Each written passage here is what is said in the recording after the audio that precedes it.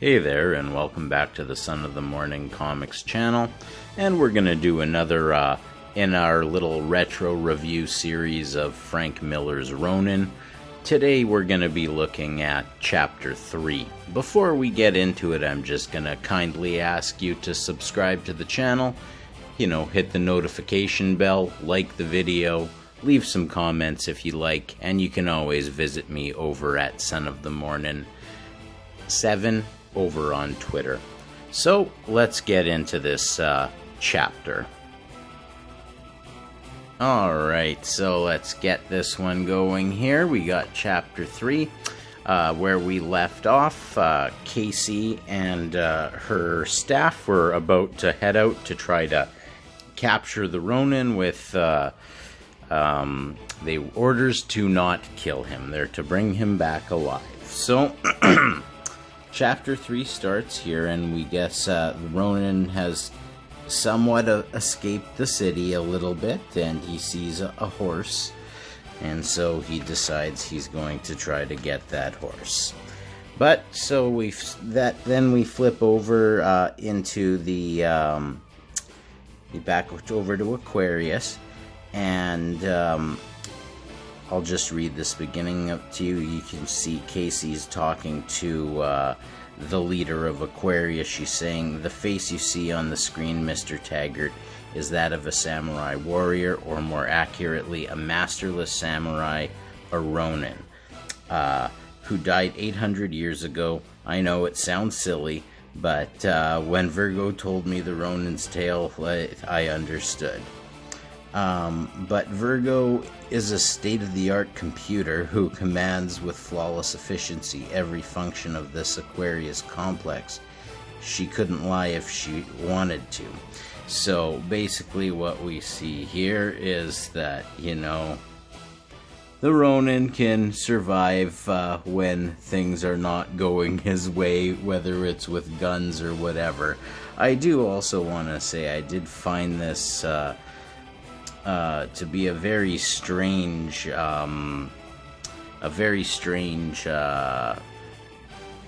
chapter, to say the least. So hard to follow a little bit hard to understand. And she's commenting that this all happened when they sent their officers out with state-of-the-art equipment, and they couldn't do anything. And even this is equipment enough to help them in, the night of New York, which is a very scary place in this time. And so, yeah, it would appear that Aquarius has facilitated the reincarnation of a highly ruthless, highly trained killer. And back over to the Ronin, where he goes up to the horse, tames it, gets on it, and then rides away. We got these guys looking on in astonishment, because I guess they've never actually seen anyone be able to tame a horse. Back over to Aquarius, Casey's requesting permission to head up a search to find and apprehend this guy. And, she wants to, in her own words, kill the bastard. But Taggart doesn't want that. Now, we, of course, know that Taggart is, Agat is, the demon Agat is hiding in Taggart's body. But, so Taggart wants him taken alive. But, that's, then we have this interesting little thing here, too, where, they're talking about how when the officers first approached the Ronin, how one had him at point-blank range and his gun sort of misfired and blew up. And what Virgo was saying to them here is that that's not possible. Aquarius weapons do not misfire. They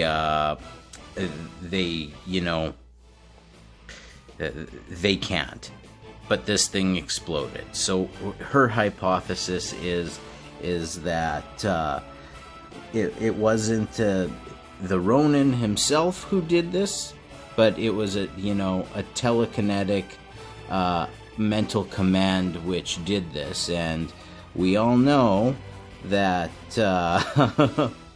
Billy, who used to be their telekinetic tester, is the corpse, or I don't know, half body that the Ronin entered. So it is possible that the Ronin is even more dangerous than they thought, because on top of his very skilled training, he now has telekinetic abilities.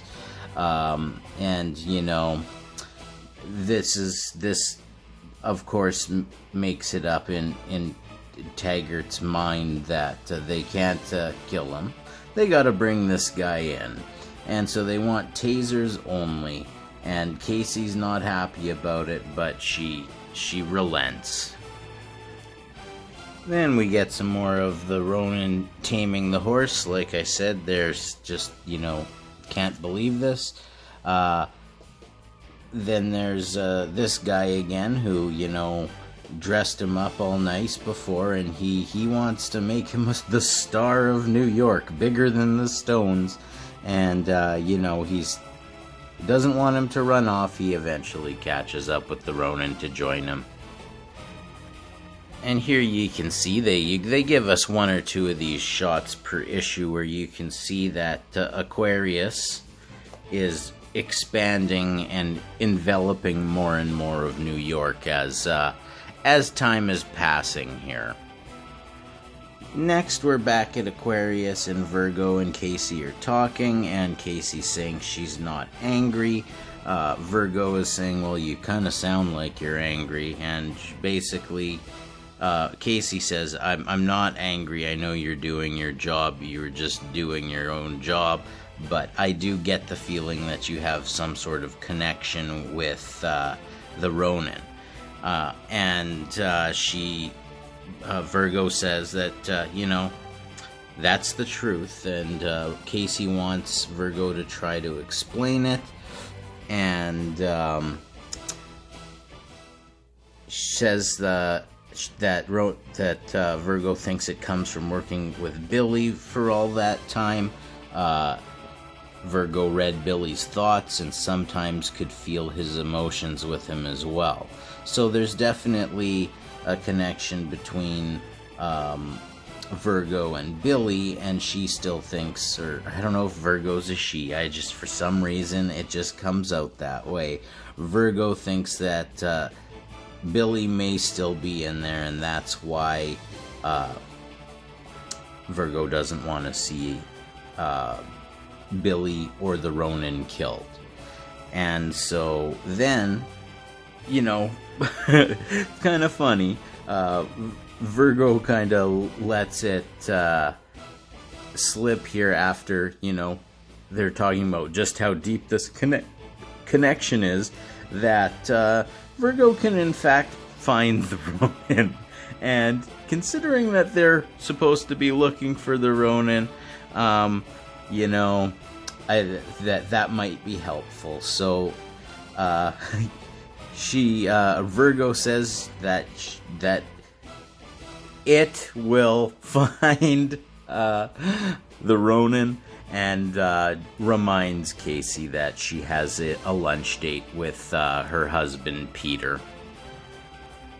Okay, here's where it gets a little bit confusing and weird. So you have these two guys here. Now, it would appear from all I can tell, they're obviously in trouble. They're tied to this pole here. From what I can tell, they are in trouble because they're friends with each other. And that's definitely not cool in this time here.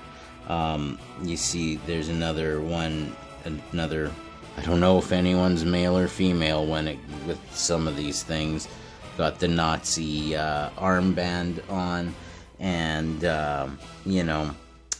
so they're about to be punished in some way, and I can only tell it's from, being friends, and there's much racism between the black and white here, and you can see here that the horse is riding up, gets off the horse, everybody is impressed because, you know, how did he manage to tame the horse? The Ronin is called one derogatory name, then he is corrected and given a different derogatory name. And yeah, so they, the not so nice white people are, yeah, I'm not even gonna touch that. And so there is obviously conflict between what they're calling the Panthers and these neo-Nazi types here. Yeah, it's a little interesting. The Ronin doesn't look impressed by what he's seeing. They're still tied to this stump here. Yeah, so, and it, interestingly enough, the Ronin is starting to learn English, and the one word that he has learned in English is a derogatory word for Japanese people. Lovely. And even comment here, you learn racial slurs well. And so, you know, he takes off with his horse. These guys are still attached to the stump there. And then we flip back over to Aquarius. So Casey's relationship with her husband appears to be a strained one. And so they're having their lunch and they're just talking, and they're, you know, they're talking about stuff about, you know, going on in the Aquarius station, about his research that he's doing, and, you know, all of the expansion that's happening, and they're just talking shop, basically. And, you know, she says that she should probably take her leave because she has a mission up ahead, and, you know, he doesn't want her to go just yet, so they go. She agrees and says, let's go to our room. Now, we have Taggart is taking people from the Sawa Corporation for a tour of Aquarius to show all the new stuff, to show the new capabilities that they have, and basically showing them that it would be, you know, perfect, but then they say, oh, you don't like weapons, that sort of thing. And Taggart's response is that, and to overcome these feelings, that would take quite a bit of money, don't you think, Mr. Kojima? And he replies, most certainly. So clearly they are, Agat inside of Taggart is planning on making weapons with this technology and selling them. So here we back at the scene with the Ronin. And, you know, like I said, this chapter is sure something. They arrive in a town, and, you know, they go to a place. They're trying to get some food. It's not going so easy. Now, he tells the Ronin to go into a certain place over there. And it's called Mama's, and this is not, he tells him to go into Mama's, which is one of the Panther places, and tells him to say a racial slur for black people. And of course then you see him fly out the window. So that wasn't a very nice thing that his little buddy did there. And then, you know, the Ronin is not too pleased with this situation. And they're about to go at it. A guy comes from out inside the restaurant, and he's got his thing there that he's going to turn the Ronin's face into hamburger. But as we've seen so far, that doesn't work out so well for this guy, as he gets both of his hands chopped off. And then this guy here who keeps saying he's a Ronin baby, you're gonna be a star. And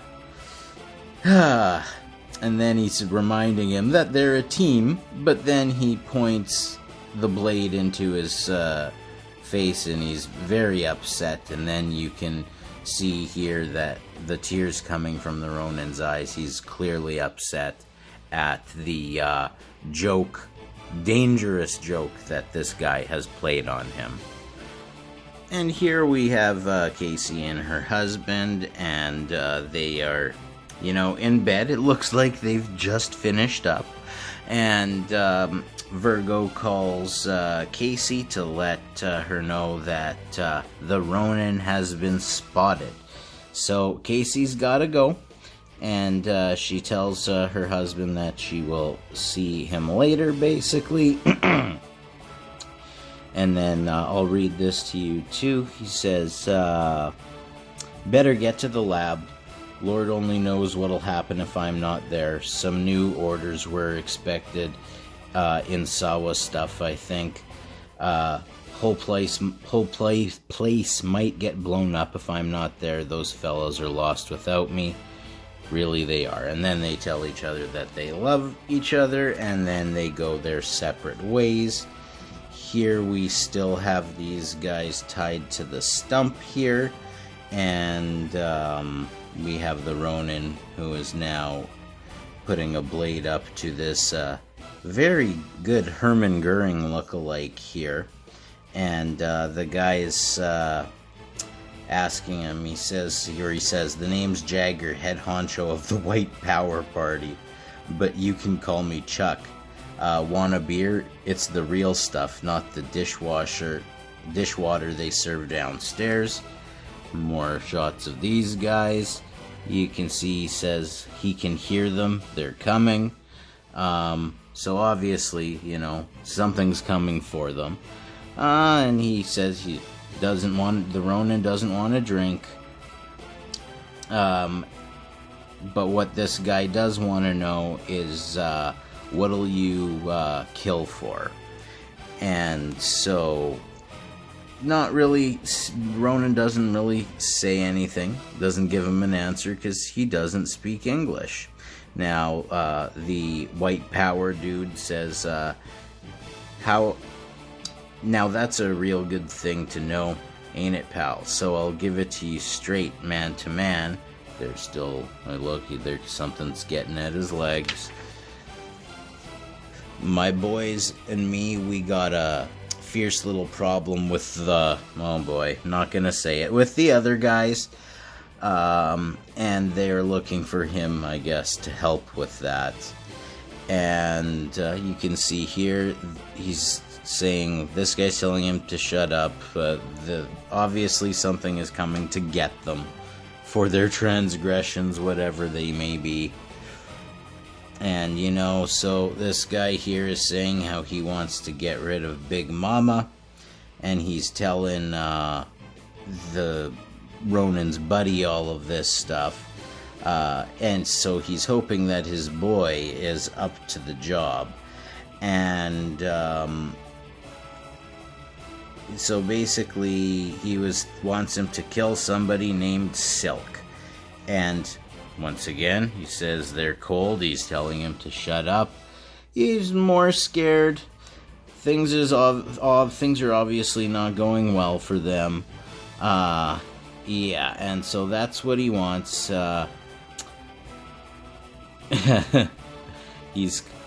I'm calling Silk in for a peace conference. Just her and me. Then your samurai, Ronin, he can do his thing.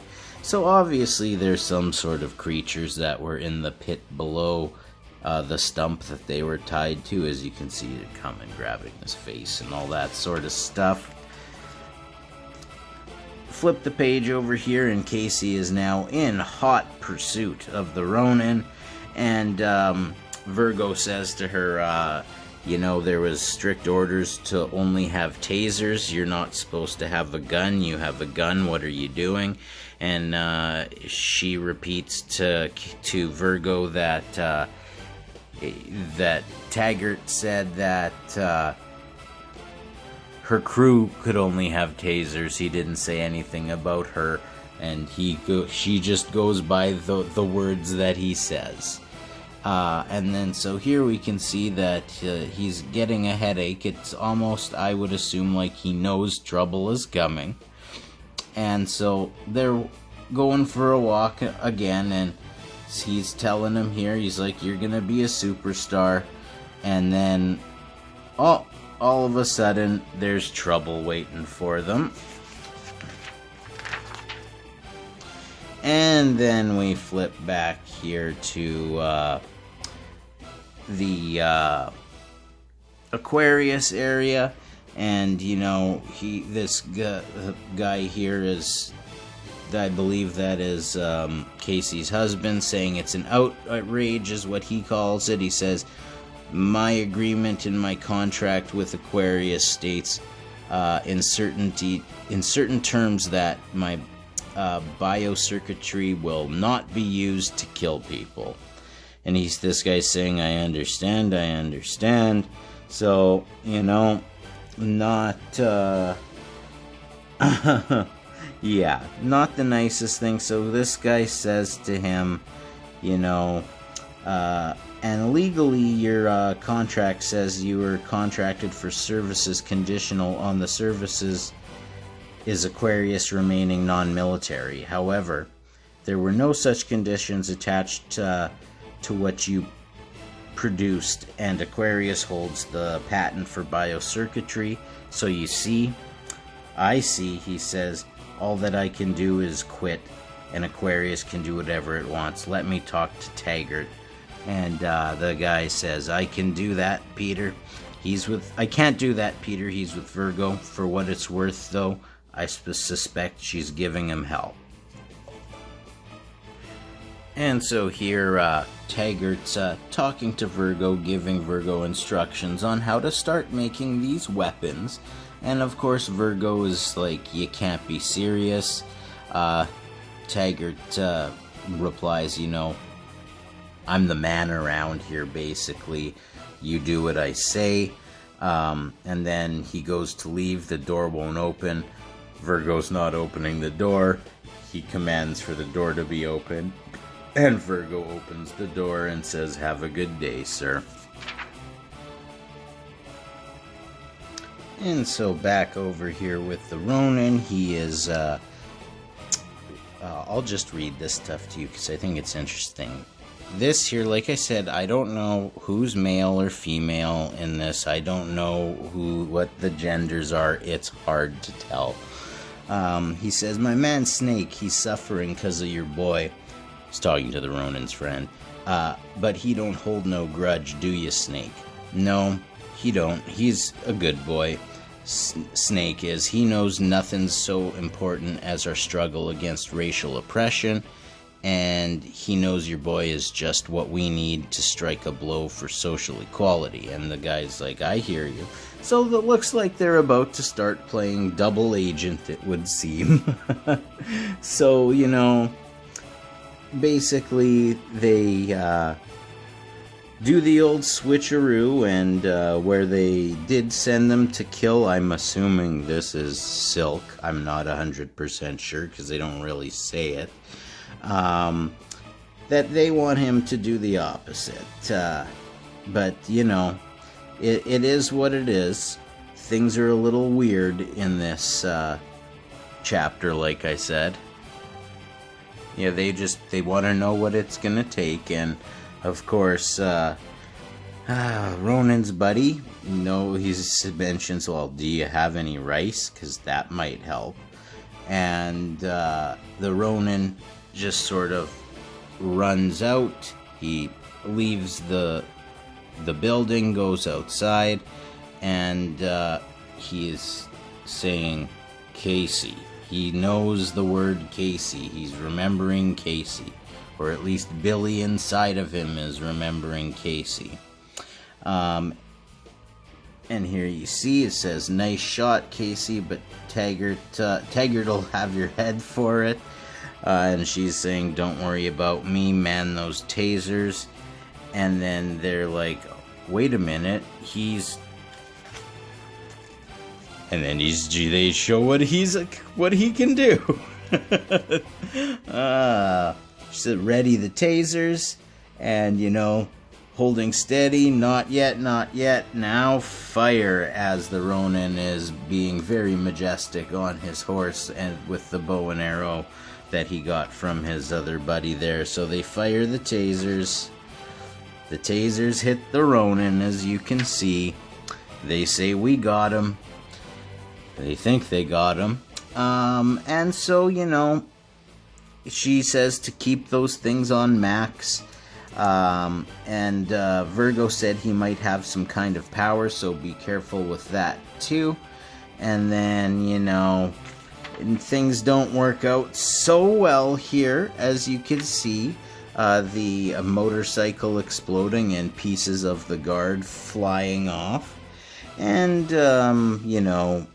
she says Virgo was right, but she didn't know. She didn't know.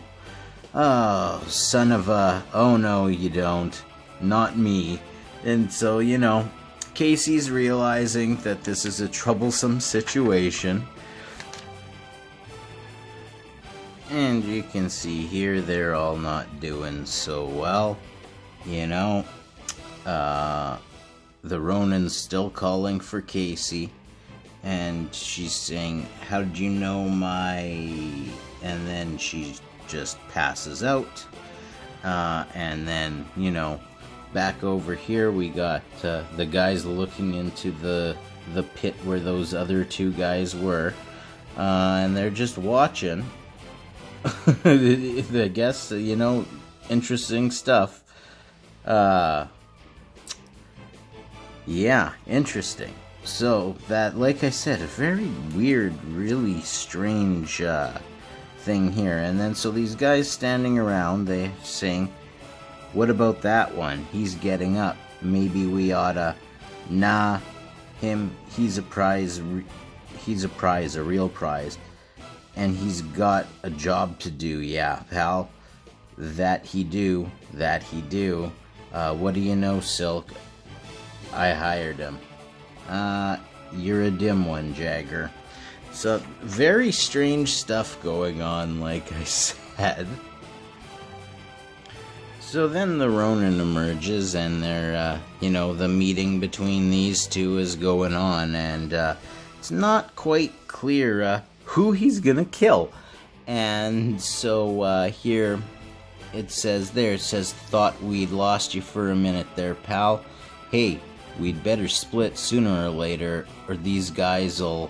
Oh, that was nice work. And then you see he's saying Casey again.